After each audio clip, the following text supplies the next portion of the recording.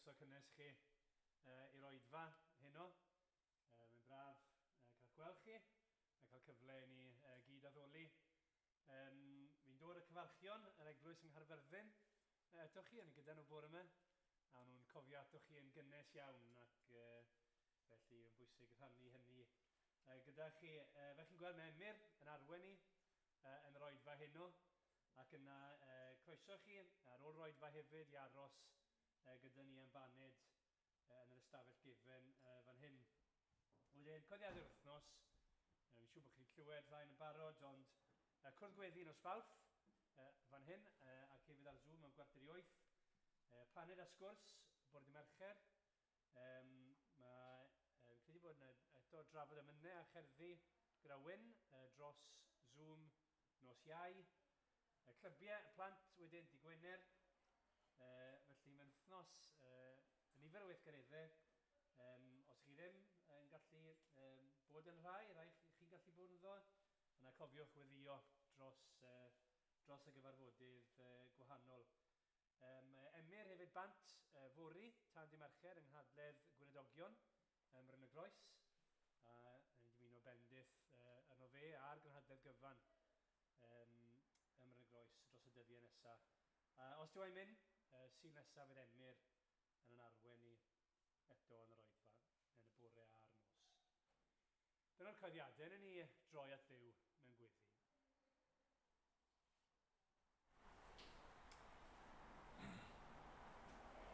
A dwi Dduw, ni'n dod ata ti gan ofyn i ti unwaith eto i drigyrhau wrtho ni. Ni'n diolch i ti am y cyfle sydd gyda ni nawr i addoli gyda'n gilydd. Ni'n gweddio i wrth ni addoli a byddwn ni'n profi undod rhwng ein gilydd. Bod ni'n un corff yn dod i'th addoli di. Ac arglwydd ni'n gweddio hefyd, byddwn ni'n profi yr undod yna gyda ti dy hun. Bod ni wrth fyfyrio ar hyn sydd gyda ti ddweud, y bydde ni'n gweld mwy a mwy o bwy o'i ti, mwy a mwy o yr arglwydd Iesu Grist. A bydde yn colonnau ni yn llawenhau wrth feddwl ac ystyried y gwirionedd bod ni nawr yng Nghrist, bod wedi'n prynu ni a bod ni'n eiddo iddo fe. Arglwydd Dduw, ni'n gweddio heno, trwy'r Ysbryd Glân, i weld mwy ohono e. A nid i felly nerthu Emyr, nid i lefaru trwyddo fe. Arglwydd, helpa ni weithio'n galed i wrando ac i ymateb yn gywir i thair di. Bod ti dy hun yn cael y clod i gyd mwyn enw Crist. Amen.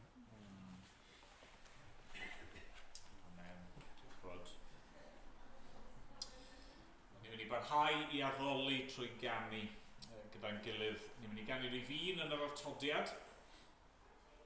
Am i ti gofio amdana fi wrth ydi farw ar y bryn. A maddau mai fe Iesu Gwyn beth garaf di. Beth garaf di. Ac ymlaen, nhw'n ni sefyll i ganu.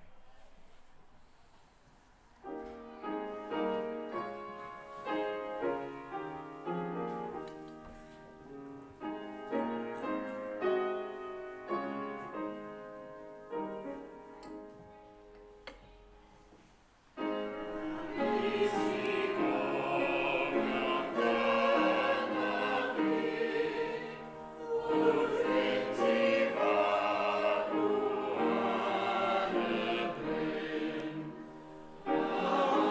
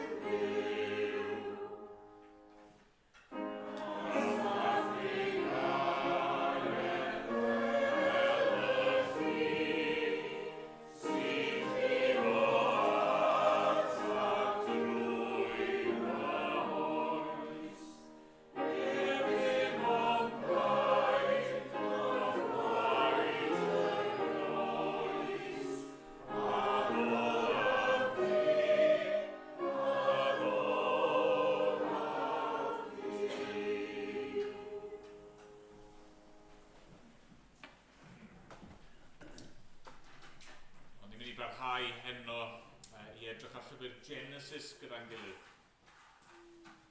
A'r darlleniad yn dod o Genesis pennod 3.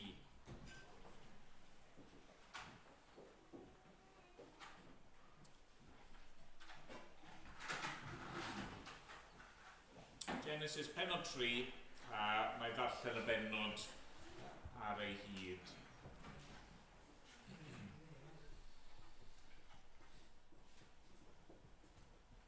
Dyma'r un dyn. Yr oedd y sarf yn fwy cyfrwys na'r holl bwystfilod gwyllt a wnaed gan yr arglwydd Dduw. A dywedodd wrth y wraig, a yw Duw yn wir wedi dweud, ni chewch fwyta o'r un o goed yr ardd. Dywedodd y wraig wrth y sarf, cawn fwyta o ffrwyth coed yr ardd, ond am ffrwyth y goeden sydd yng nghanol yr ardd. Dywedodd Duw, peidiwch â bwyta ohono, na chyffwrdd ag ef, rhag i chwi farw. Ond dywedodd y sarf wrth y wraig, na, ni fyddwch farw. Ond fe wyr Duw, yr agored eich llygaid y dydd y bwytewch ohono, a byddwch fel Duw yn gwybod da a drwg.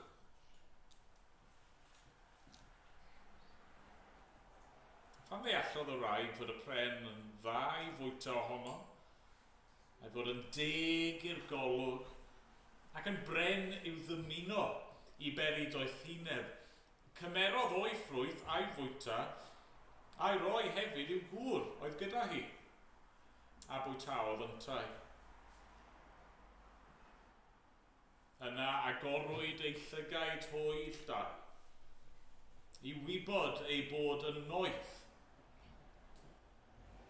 ac wni allan ddail ffigysbren i wneud ffedogau iddynt ei hunain.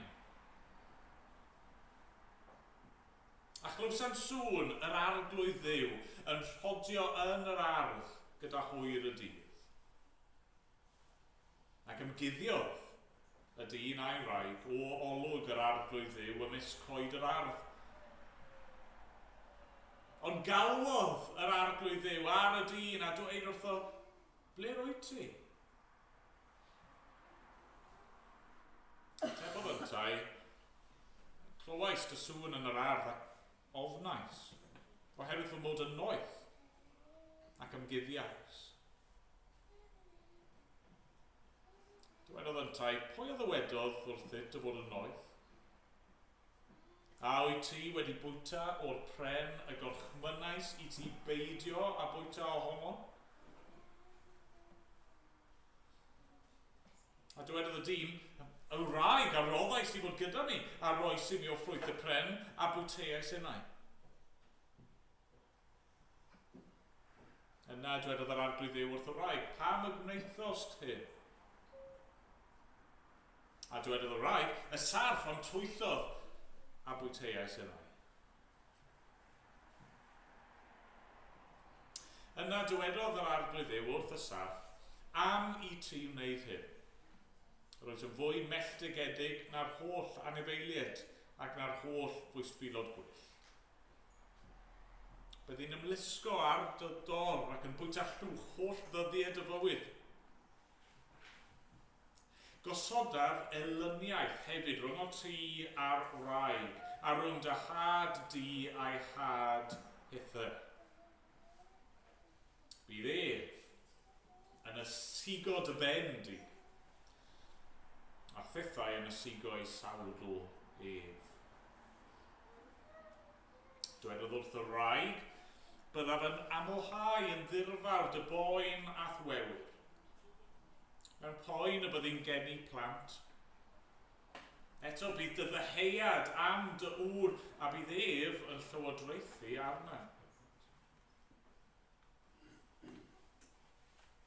Dywedodd wrth Afa, am i ti wrando ar lais dy wraig a bwyta o'r pren y gorchmynnais i ti beidio a bwyta ohono. Melltigedig yw'r ddear o ddachos. trwy lafur y bwytau ohoni holl ddyddiad y fywyd. Bydd yn rhoi ti ddraen ac ysgall a byddi'n bwyta llysiau gwyllt, trwy chwist o wyneb y byddi'n bwyta bara, hyd ond i ddychwelu i'r pridd. Oherwydd ohonodd gymerwyd, llwch wyt ti ac i'r llwch y dychwelu.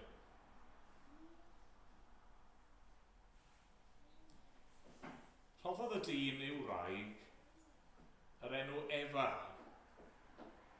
a mae hi oedd mam pob un byw. A gwnaeth yr arglwydd dduw beisiau crwyn i adda a'i wraig, a'i gwisgo amdanynt. Yna dywedodd yr arglwydd dduw, edrychwch, mae'r dyn fel un ohonom ni'n gwybod da a drwg. Nawr rhaid iddo beidio ag estyn ei law a chymryd hefyd o bren y bywyd a bwyta a byw hyd byth. Am hynny, anfonodd yr arglwydd dduw ef allan o ardd Eden i drin y tir y cymerwyd efo honno.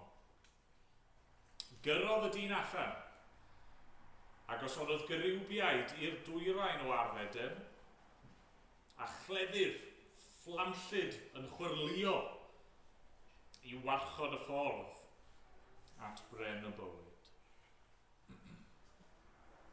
Amen. Amen. Diolch i Dduw am ei air. Ni'n mynd i ganu o'r atodiad rhif 44.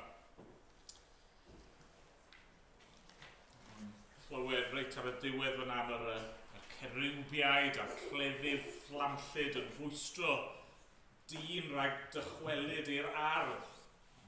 Dod nôl at pren y bywyd, dod nôl at Dduw. Ni'n mynd i ganu rhywfaint am hyn nawr. Pa fodd y meiddiaf nesu? A thithau'n Dduw mor lan, dy enw'n sancteiddrwydd, dy natur ysol dan. Sut galla fentro'n agos at un a'i byrdeb sydd 1000 gwaith disgleiriach na heilwen ganol dydd? Pa fodd meiddiaf nesu a minnau'n llwch y llaw? Fy enw yw pechadur, heb os pechadur mawr. Troseddais 1000 o weithiau, mae nwylo yn goch dan waed, a ddeddfau wedi sathru'n dilchion dan fy mhaid. Ac eto, meiddiaf nesu ar alwad mab y dyn. Fe brynodd i mi bardwn a'i werthfa waed ei hun. Cymerodd ef fy meiau, a'i hoelio ar y pren, a gorodd i mi'r llwybr, o'r byd i'r nefoedd wen. Ond yn ei sefyll i ganu.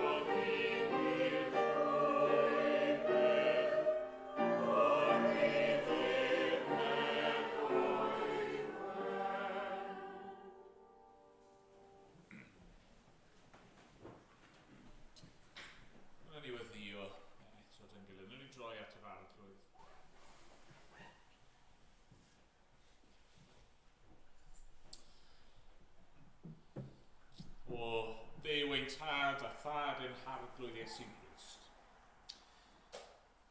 I ni dod at y ti yn awr arglwydd ac unwaith eto rydyn ni yn dy geisio di. Arglwydd rydyn ni am dy foli di. Rydyn ni am dy fawrygu di. Rydyn ni am clywed geni ti. Yr hyn sydd gen ti i'w ddweud wrthon ni. I ni eisiau dysgu amdano ti, eisiau dysgu arglwydd amdano ni, am sefyllfa ni. Ni eisiau dysgu am yr hyn mae'r arglwydd Iesu wedi wneud troso ni. A Dad, ein gweddi ni felly unwaith eto wrth i ni ddod fel hyn mewn addoliad a mawl, wrth i ni ddod o dan sŵn dy air sanctaidd di. Arglwydd ein gweddi ni yw y bydde di yn siarad ac yn dod yn agos. A bob un ohono ni arglwydd, beth bynnag yw ein sefyllfa ni ar hyn o bryd. Beth bynnag yw yr heriau penodol ni'n gwynebu. Beth bynnag yw'r brwydrau i ni'n ymladd. Arglwydd, beth bynnag yw'r cwestiynau a'r amheuon hynny sydd yn meddwl ni ar hyn o bryd. Arglwydd, der yn agos. Diolch o fod ti yn dduw mor fawr. Diolch fod air di mor gyfoethog a mor dda, arglwydd. Diolch fod ti yn gallu gweithio mhob un ohono ni yma nawr yn yr oedfa hon. Dad, glywon ni bore yma am perygl o fod yn gelwyddog, peidio dweud y gwir. Ac arglwydd yn hyn, yn ein darlleniad ni heno, ni'n gweld gwreiddyn y mater. Ni'n gweld, diafol, tad, pob celwydd yn dod ac yn sibrwd ei gelwyddau, yn temptio ac yn denu Adda ac Efa oddi wrth y tri. Ac arglwydd, ni'n gweld fan hyn y drychineb yna o anufuddod Adda ac Efa. A'r cwymp erchyll yma, y cwymp diflas yma i bechod. Arglwydd, pan ni'n meddwl am bopeth ni wedi darllen yn yr penodau diwetha a'r disgrifiad gwych sydd gennym ni, arglwydd, mor hyfryd oedd pethau yn y dechreuad ac yna fan hyn. Trwy gelwydd yr un drwg, y ddynoliaeth yn gwrthryfel ac yn syrthio i bechod. Arglwydd. Arglwydd, ni'n torri'n calon, ni eisiau, mewn ffordd, ni eisiau rwyg o'n dillad ac galaru gerdd y frond mewn sachliau'n allidw. Ni eisiau dod yn ostyngedig a cyffesu ein beien ni ac arglwydd ni'n gweld fan hyn pam bod y byd yn gymaint o lanast. A ni'n gweld fan hyn arglwydd, mae dyma yw ein heiddiant ni, a felly ni'n dod arglwydd ac i ni yn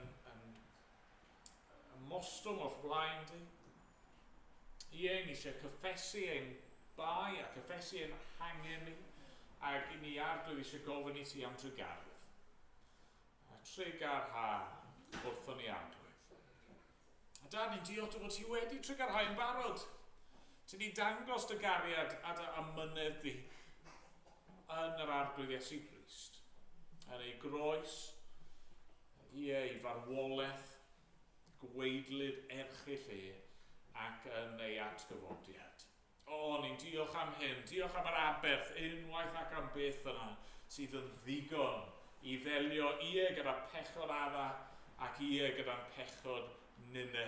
A ni'n diolch yn Christ bod na fywyd newydd i'w gael. Arglwydd yn Duw. ato ti. Arglwydd i mewn cyfnod sydd yn llawn helbilwn, gymaint o ansicrwydd, economaidd a gwleidyddol, arglwydd a dyw pobl ddim yn gwybod lle i droi. Ond diolch bod ni'n gallu troi ato ti. Gwybod neu di ddim ein gwrthod ni, gwybod fod gen ti gair y bywyd. Arglwydd, bydd gyda ni felly. Derbyn ni yn enw ac yn heiddiant o'r arglwydd Iesu Grist. Amen. Amen. Ganwn ni eto. Mynd i ganu rhif 9 yn yr atodiad.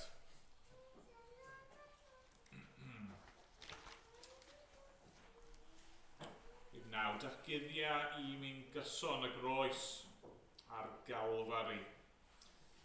Ail bennill yn dweud, datguddiau i mi yno ddigofaint Duw ar ddim ar Iesu yn ei ddioddau.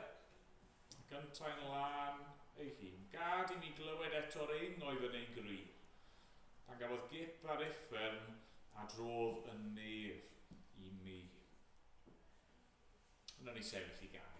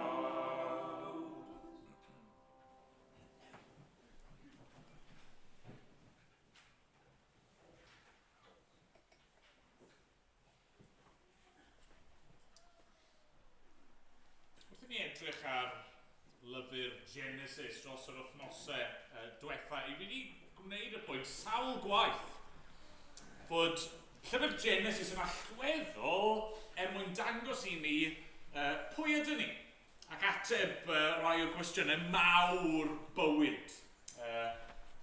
pam i ni yma, o le ni di dod, beth yw pwrpas bywyd ac yn y blaen. A mewn ffordd, mor belled, mae yna bach o densiwn di bod yn to. Achos mae'r pethau ni wedi bod yn clywed amdanyn nhw, yn darllen amdanyn nhw, yn myfyrio arnyn nhw, y disgrifiadau gwych yma am greadigaeth, gogoneddus Duw a Duw a dyn mewn cymdeithas gyda'i gilydd a'r paradwys yma. Dwi ddim di swnio'n real rhywsut, ydy e? Dwi ddim yn swnio fel y byd rili yn ei weld o'n cwmpas ni. A'r tensiwn wrth gwrs yw, bod y mwyafrif ohono ni'n gwybod beth sydd yn mynd i ddod yn Genesis 3. Y cwmp. Dyna ni'n ei alw e. Dwi ddim yn air ddigon cryf. Yr newid sylfaenol, difrifol yma ddigwyddodd wrth i'r ddynoliaeth troi cefn ar y creawdwr. Dyna ni'n ei weld yn Genesis pennod 3. Ni osod yr olygfa, jyst eich atgoffa chi lle ni arni be welwn ni yn Genesis 1 a 2, mae Duw wedi creu popeth, y nefoedd a'r ddaear.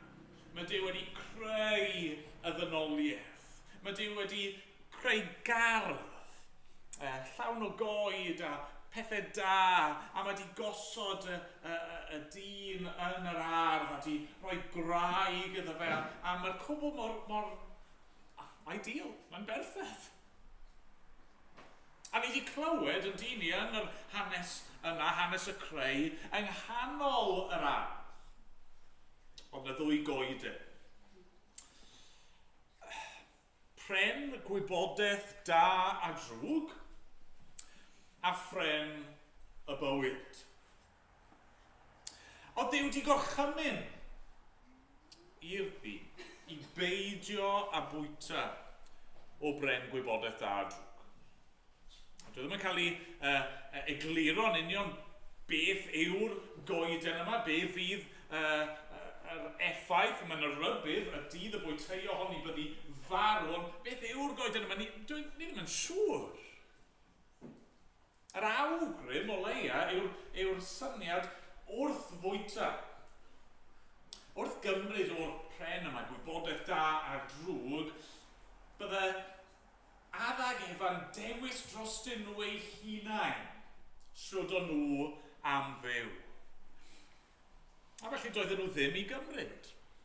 Ac yna, mae dych chi'r goeden arall yma yng nghanol yr ardd, pren y bywyd. Ac eto, dwi ddim yn glir pam fod e yna, ond mae jyst yr awgrym.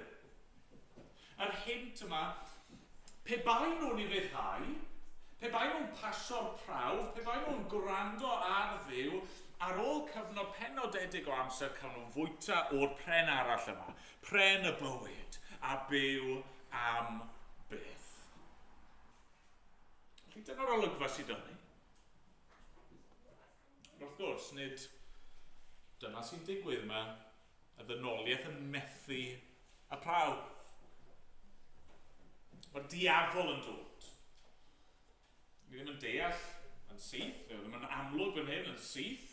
Mae dyna sy'n digwydd, ond wrth allan ymlaen yn yr ysgrythau ni'n gweld, dyma yw'r sarf yma, yw Satan wedi dod, y diafol. Mae'n amlwg fod yna gwymp ysbrydol wedi bod. Mae angylion wedi gwrthryfela yn erbyn Duw.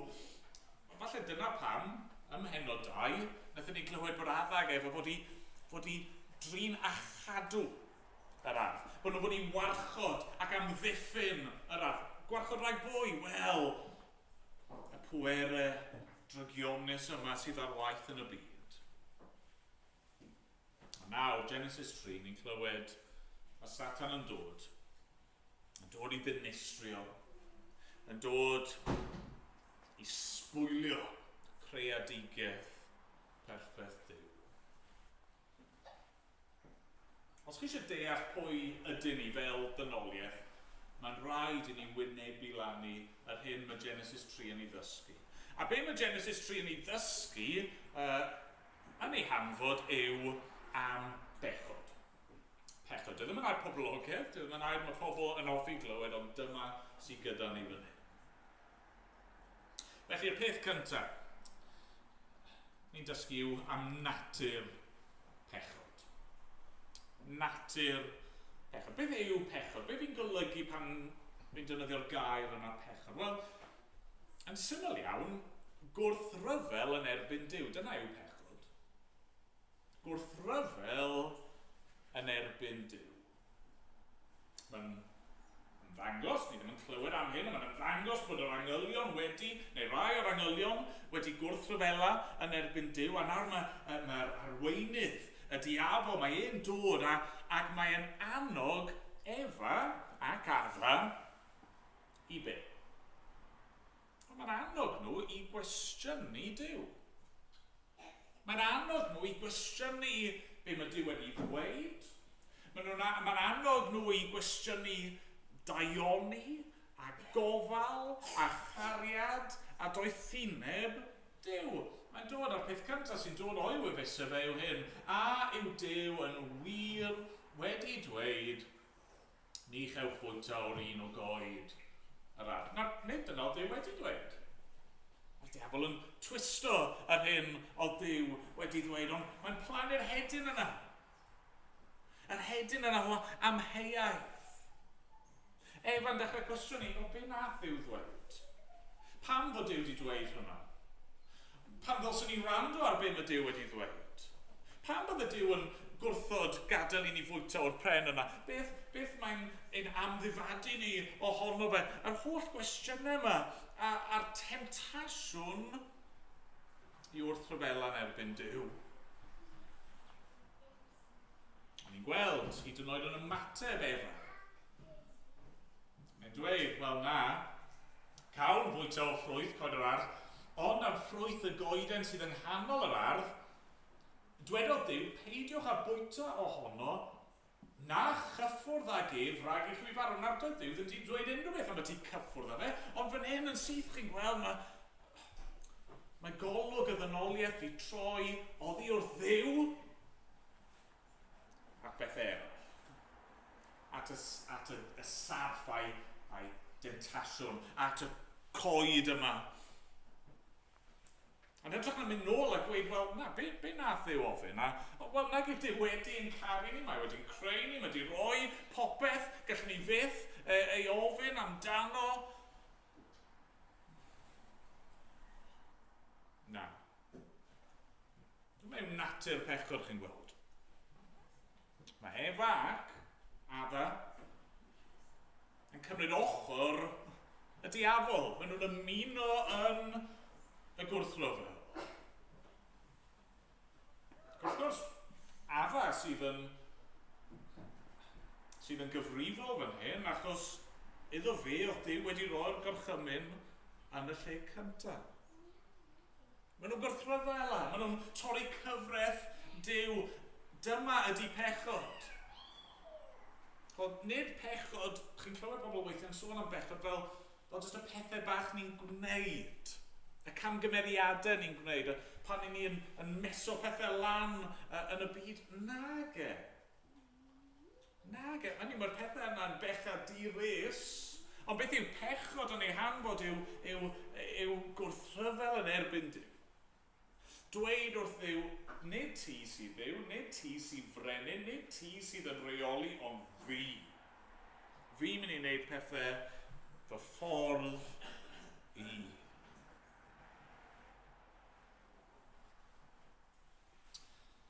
Dyma'r natur pechod. Nawr, falle ar y pwynt yma, chi'n meddwl eich hunan, wel, so what, pan bod hyn mor ddifrifol. A felly'r ail beth sy'n dod drosodd yn Genesis 3 yw difrifoldeb pechod. Ond mae yna rhywbeth wedi digwydd. Mae yna rhywbeth wedi newid yn dod. Ni'n clywed yn dyn ni adnod 6. Fan ddeallodd y wraig fod y pren yn dda i fwyta ohono, a fod yn deg i'r golwg, ac yn bren i'w ddymuno i beri doethineb, cymerodd o'i ffrwyth a'i fwyta, a'i roi hefyd i'w gŵr oedd gyda hi a bwytaodd yntau. Yna agorwyd ei llygaid hwyll da i wybod ei bod yn noeth, ac wniasan ddail ffrigysbren i wneud ffedogedd yn ei hunain, a chlywsant sŵn yr arglwydd Dduw yn rodiol yr ardd gyda hwyr y dydd, ac ymguddiodd y dyn a'i wraig o olwg yr arglwydd Dduw ymysg coed yr ardd. Mae'n tragic. Mae'r cwbl wedi newid, ond o. Mae'r ddynoliaeth yma, ni wedi meddwl amdani. Dynoliaeth di-niwed, di-eog.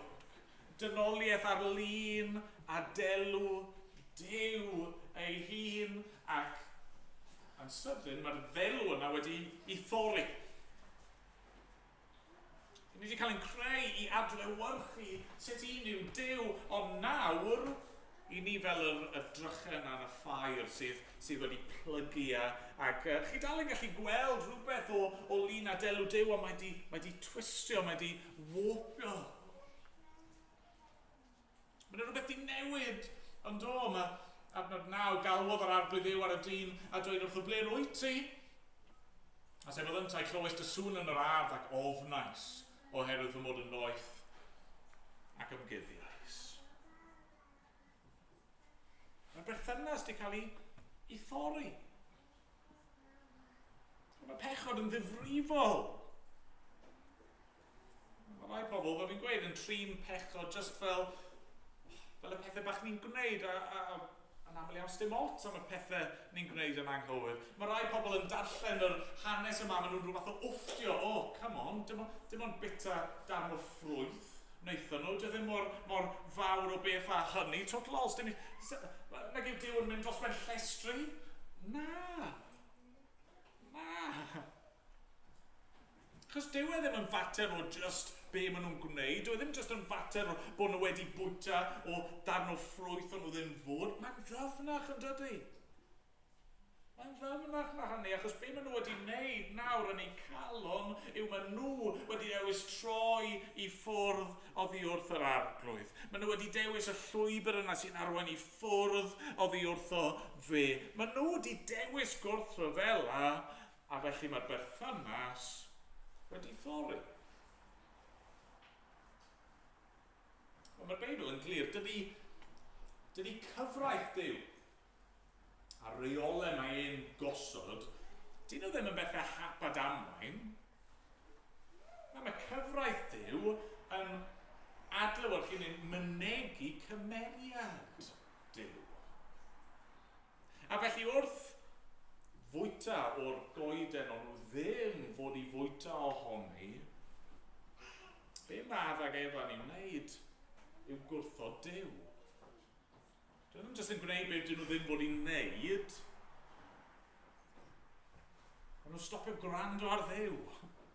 Maen nhw'n gwrthod yr arglwydd. Maen nhw'n gwrthod y mostwng i'r arglwydd. Maen nhw'n gwrthod i feddhau i'r arglwydd. Maen nhw'n gwrthod eu lle nhw yn y byd. A felly, mae'r berthynas wedi ddinistrio. Mae pechod yn ddifrifol. A felly, mae'n ganlyniadau, dyma'r trydydd peth sydd yn dod drosodd yn Genesis 3. Mae'n ganlyniadau i bechod. Canlyniadau'n amlwg iawn, ac oedd Duw wedi rybuddio nhw beth fydda'r canlyniadau. Yn ôl yn Pennod 2, ni'n darllen adnod 16. Cei fwyta'n rhif o bob coeden yn yr ardd, a mi chei fwyta o bren gwybodaeth da a drwg. Oherwydd y dydd y bwytau ohono ef byddi'n sicr o farw. Cyfadda ag efo ddim di anghofio hyn, ond nhw'n dal i wybod hyn, Pennod 3, adnod 2, can fwyta o ffrwyth coed yr ardd, Ond am ffrwyth y goeden sydd yn nghanol yr ardd, dwedodd Duw, peidiwch â bwyta ohono, na chyffwrdd ag ef rhag I chwi farw. Ond dyna canlyniad pechod yn syml iawn. Pechod yn talu cyflog, a'r cyflog yw marwolaeth. Wrth I Adda ac Efa, wrth rhyfela'n erbyn Duw, wrth iddyn nhw gymryd y cam difrifol yma I ffwrdd oddi wrth o fe, wrth iddyn nhw gymryd y ffrwyth yna mewn anufuddod, maen nhw yn marw. Yn ysbrydol, maen nhw'n marw yn syth. Maen nhw'n cael eu torri I ffwrdd o ddiw fel ffynhonnell bywyd, ac yn union fel os ych chi'n cymryd blodyn ac yn ei dorri ei ffwrdd, ydy, mae'n dal yn falle'n lliwgar ac yn edrych yn llawn bywyd, ond a gweud y gwir, mae'n farw'n barod.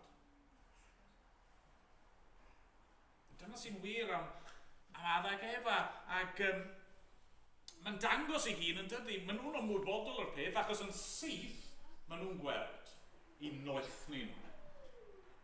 Yn syth, maen nhw'n ymwybodol bod yna rhywbeth wedi newid. Yn hytrach na bod nhw'n gallu bod yno yn ddi-gywilydd. Nawr, mae yna eogrwydd a chywilydd yn dod I fewn.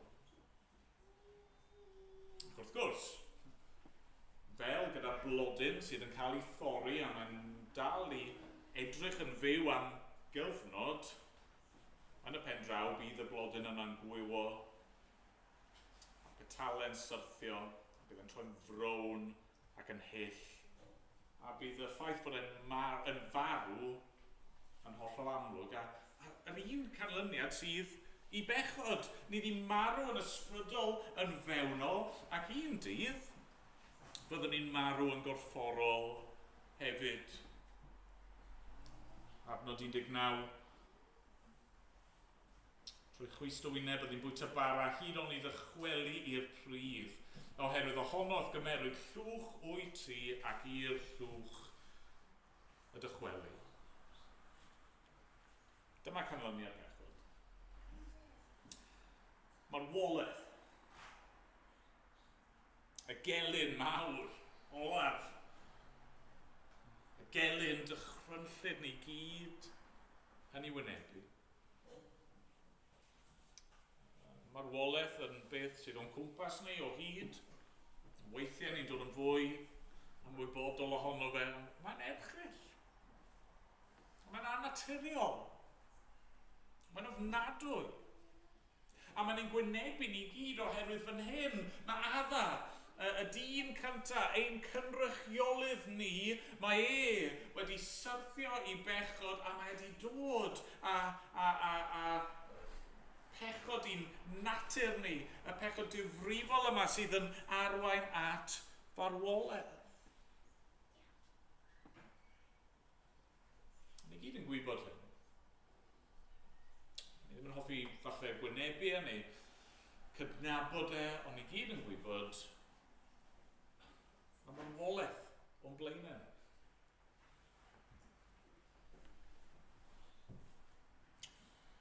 Dyna yw canlyniad pechod. Cael ein torri ffwrdd oddi wrth Dduw. Effeithiau hynny'n cael ei ddangos yn ein bywyd ni. Eogrwydd, cywilydd, ac yn ein dydd ni'n gwanhau a ni'n marw. Ond mae hyd yn oed fwy yn does. Wrth I ni aros hi y diwedd, mae yna effeithiau eraill, dyma'r pedwerydd peth. Effeithiau pechod. Hynny yw, y peth gweitha yw marwolaeth, ond mae yna effeithiau eraill hefyd sy'n gwneud pethau hyd yn oed yn waith. Ni'n clywed bod y dynoliaeth yn ffoi rhag Dduw. Mae Duw yn dod, fi'n dwlu ar y disgrifiad yma, Duw yn dod yn rhodio yn yr ardd. Ac a'r awgrym yn yr awgrym bod hwn yn rhywbeth cyson oedd yn digwydd. Dyw yn dod i chwilio am i bobl am yn galw amdano nhw a lle maen nhw. Ond dwi ddim yn rhedeg ato fe, fel o'n nhw arfer gwneud. Mwynhau ei gwmni, mwynhau ei bresenoldeb. Nawr maen nhw'n ffoi ac yn cuddio. Pan maen nhw'n gwynebu Duw yn y diwedd, beth sy'n digwydd? Wel, maen nhw'n gwmpo mas yn does. Ac yn 12, dwedodd y dyn, y wraig, a roddais di fod gyda mi, roes i mi o ffwyth y pren, bwyteais yna. Dwedodd yr arglwydd Dduw wrth y wraig, pam wnaethos hyn? Dwedodd y wraig, y sarf am twyllodd y bwyteais, yna pawb yn dechrau pwyntio bys. Yn edrych na bod Duw a dyn, a y dyn a'i wraig a y ddynoliaeth a byd natur i gyd mewn cytgord a pherthynas perffaith. Mae yna gwmpo mas, mae yna wrthdaro, mae yna feio. Mae'r cwbl yn gyflym iawn, jyst yn chwalu, yn ddarnau. Ni'n clywed mwy eto yn dyn i'n adnod 14 ymlaen, yr melltithion yma mae Duw yn cyhoeddi. Yna dwedodd yr arglwydd Dduw wrth y sarf, am i ti wneud hyn, rwyt yn fwy melltigedig na'r holl anifeiliaid, na'r holl bwysfilod gwyllt. Byddai'n ymlusgo ar dy dor ac yn bwyta llwch holl ddyddiad y bywyd. Gosod y felyniaeth hefyd rhwng o ti a'r wraig a rhwng dy had di a'i had hithe. Bydd ef yn ysigod y ben di a thithau'n ysigo i sawd lef. Dwedodd wrth y wraig, byddaf yn amlhau yn ddirfawr dy boen ath wewyr. Mewn poen byddai'n geni plant. Eto bydd dy ddeheuad am dy ŵr a bydd ef yn llywodraethu arnat. Dwedodd wrth afa, am i ti wrando ar lais dy wraig a bwyta o'r pren gorchmynnais i ti beidio a bwyta ohono. Melltigedig yw'r ddeiar o ddachos. Trwy lafur y bwyteu ohoni holl ddyddiad y fywyd. Bydd yn rhoi ti ddraen ac ysgall a bydd hi'n bwyta llysau gwyllt trwy chwys dy wyneb. Bydd hi'n bwyta bara. Hyd on i ddychweli'r pridd, oherwydd ohonodd gymerwyd llwch wyt ti, ac i'r llwch y dychwelu.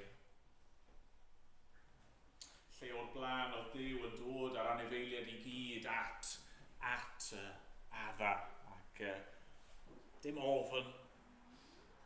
Nawr mae'n wrthdaro rhwng byd natur a phobl. Lle gynt oedd gŵr a graig yn byw mewn harmoni perffaith. Nawr mae poen wedi dod i fewn i'r byd. Mae genedigaeth bod yn ffrwythlon ac amlhau yn awr yn mynd i fod yn fusnes gweidlyd, poenus, peryglus. Mae yna densiynau mynd i fod o fewn priodas. Mae'r wraig yn mynd i ffindo bod hi eisiau gormesu i gŵr a yn aml iawn mynd i ffindo bod y gŵr yn ei sathru hi dan draed. Ac yna mae gwaith yr hyn oedd fod yn beth hyfryd, yn fwynhad, gofalu am y greadigaeth gwych yma. Nawr mae'n waith caled, mae'n lafurus, mae'n chwys a eto gwaed yn rhan ohono fe. Mae'n draen yn mynd i'ch torri chi a chwyn yn mynd i dyfu ym mhobman ac yna ar ddiwedd y cwbl chi'n mynd i farw. Dyma effeithiau pechod. Dyma pam mae'r byd fel y mae. Dyma pam fod rhyfel, newyn, trychinebau. Dyma pam fod yna ysgariad a chamdrin. Dyma pam fod yna iselder ac hunanladdiad. Dyma pam fod yr holl bethau erchyll ac ofnadwy nhw gyd yn deillio o hyn. A chod be, reality yw ni mor gyfarwydd yn dyn ni gyda'r bennod yma. Ni di arfer cymaint gyda gweld mewn beiblau blant a ac Efan edrych yn cute i gyd efo'i dail yn gorchuddio i cyrff nhw a rhyw sarff fach yn hongian o goeden, rhyw afal. Ni ddim yn gwerthfawrogi mor tragic yw e. Dyma lle mae'r holl trienni ni fel pobl wedi dod. Dyma lle mae tristwch a galar a phoen a gwendid a marwolaeth. Dyma lle maen nhw gyd yn dod. Mi'n gofyn y cwestiwn, mi'n credu, wrth i ni edrych yn Genesis 2, i'r disgrifiad yma, dyma be ni wedi cholli. A dylswn yna fod rhywbeth wrth allan am y creu. Ie, dyma ni wedi cholli, a chi'n dyheu am hynny. Ond pan ni'n cyrraedd Genesis 3, dyma pam ni wedi cholli, a fe ddylswn fod rhywbeth yn hyn sy'n just yn gwneud ni'n grac. Yn casau bod hyn wedi digwydd a'r holl llanast sy'n ei dod ohoni.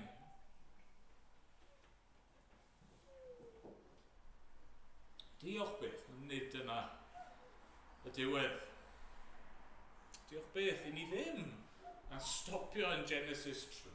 Diolch beth bod yr arglwydd ddim wedi dinistrio'r ddynoliaeth fel i ni'n ei heiddi a'n gadael ni yn anobeithiol. Na, achos mae'n un peth ola hyd yn oed yn Genesis 3 i ni'n dysgu am bechod, sef fod yna ateb i bechod. Mae'n ateb i bechod. Mae'r arglwydd mor dda yn dyfu. Mae wedi caru'r bobl yma, wedi creu nhw, wedi rhoi popeth iddyn nhw. Maen nhw wedi gwrthryfela ni erbyn, wedi troi cefn arno fe, wedi dewis marwolaeth yn hytrach na bywyd. Ac eto lle ni'n gweld yr arglwydd? Wel, yn mynd ar ei holen nhw. Maen nhw'n rhedeg i ffwrdd, maen nhw'n cuddio, mae e'n dal i'w ceisio nhw. Lle wyt ti? Dal i galw arnyn nhw, yn dal i chwilio amdano. Dewch nôl, dewch ato fi. Hyd yn oed wrth felltithio, mae pechod yn heiddi melltith ac yn heiddi cosb. Mae addewidion yn cael ei roi. Eto, ni ddim yn deall, dwi ddim yn glir ar y pwynt yma, ond ni'n darllen yn dyn ni yn adnod 15. Gosod am elyniaeth hefyd rhwng y tŷ a'r wraig, rhwng dy had di a'i chad hithe. Bydd ef yn ysigo dy ben di, a ddeith yn ysigo ei sawdle. Mae'r addewydd hyd yn oed fyna bod na ateb i bechod. Bod y Satan, y sarf, y temptiwr, mae e'n mynd i gael ei ddinistrio, mae ben e'n mynd i gael ei sathru un dydd. Ac bydd e'n anodd. Bydd e'n golygu poen. Bydd sawdl yr un sydd yn concro yn cael ei frathu. Wrth gwrs, ni'n gwybod mae sôn am Grist mae e. Mae hyd yn oed fan hyn yr addewid bod yna un yn mynd i ddod. Sydd yn mynd i ddiodde, yn mynd i weidi. Yn mynd i farw mwyn trechu y diafol ac mwyn ennill bywyd yn ôl i'w bobl a cynnig pren y bywyd i bob un sy'n credu ynddo fe. Hyd yn oed fan hyn wrth i Adda ac Efa cuddio a maen nhw'n creu'r y dillad yma yn dyn nhw yn adnod 7. Agorwyd ei llyged hwyll da i wybod ei bod yn noeth. Gwniasant ddail ffygisbren i wneud ffydogau iddynt ei hunan.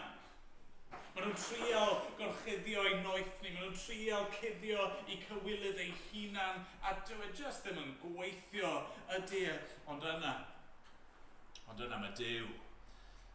Mae Duw yn adnod 21. Yn gwneud eisiau crwyn. Gwnaeth yr arglwydd dduw beisiau crwyn i addau roedd a'i gwisgo amdanynt. Duw yn darparu. Duw yn aberthu anifel. Mae yna waed yn cael ei dywallt Mae yna fywyd yn cael ei roi hyd yn oed fan hyn mwyn i Dduw gorchuddio noethni a chywilydd ei bobl. Mae'n ateb i bechod. Dio ddim yn eglur fan hyn yn Genesis 3. Na, yn Genesis 3, beth sy'n eglur yw'r mes mae pechod ni achosi. Natur pechod a difrifoldeb pechod a canlyniadau pechod ac effeithiau pechod. Mae gyd mor amlwg, ond hyd yn oed fan hyn. Mae'r arglwydd eisiau ni wybod, mae'n ateb. I fi dal yn teyrnas. Mae yna gynllun. Mae yna un yn mynd i ddod i'ch achub chi.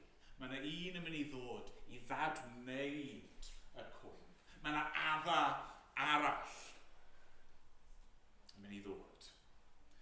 Ac yn mynd i ennill nôl i chi yr hyn nath yr adda cyntaf i choffi. Mae'n mynd i wneud hynny efo yn mynd i gostio. Mae'n mynd i wneud hynny a'i waed ei hun. Mae'n mynd i wneud hynny trwy aberthu ei fywyd mwyn gorchuddio eich pechod chi. Diolch iddo. Amen. Amen. Amen.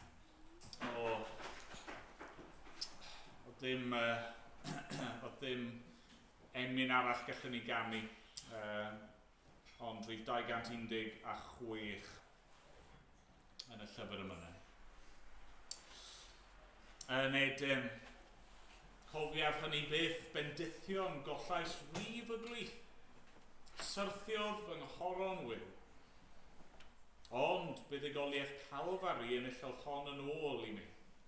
Mi ganaf tra fwy byw, ffydd dacwr fan a dacwr pren, yr hoeliwyd arno dywysog nen yn wirion yn fy lle. Y ddraig a sigwyd gan yr un, cansglwyfwyd 2 concwerodd 1, a Iesu oedd i'r fi. Yna ni sefyll i ganu mawr gyda'n gilydd.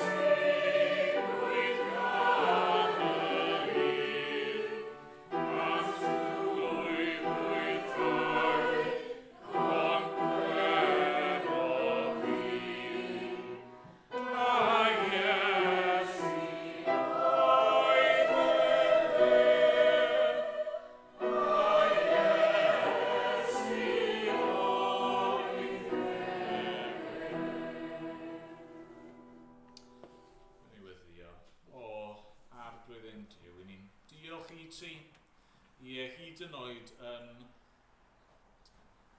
hynod tywylla y Beibl. Hynod tywylla hanes y ddynoliaeth. Fod yna lygedyn o oleuni ac o obaith ar addewid yna am yr un fyddai'n dod, un hachub ni. Ac arglwydd i ni'n gofyn nawr, neu di'n helpu ni bob un i roi'n ffydd ni ynddo fe. I stopio gwrthryfela, i stopio redig oddi wrtho ti, stopio ceisio achub ein hun, neu cuddio ein noeth ni, ein hunan, ond yn hytrach i ddod ac i roi'n ffydd ni yn yr arglwydd Iesu Grist. Da, ni'n dod ato ti, a does dim gobaith arall gennym ni. Yn y byd yma sydd yn llawn o boen a thristwch, arglwydd y byd yma lle mae marwolaeth yn hobman o'n cwmpas ni, a arglwydd yn reality i ni hyd yn ei wynebu. O, ni'n gwybod mae'r unig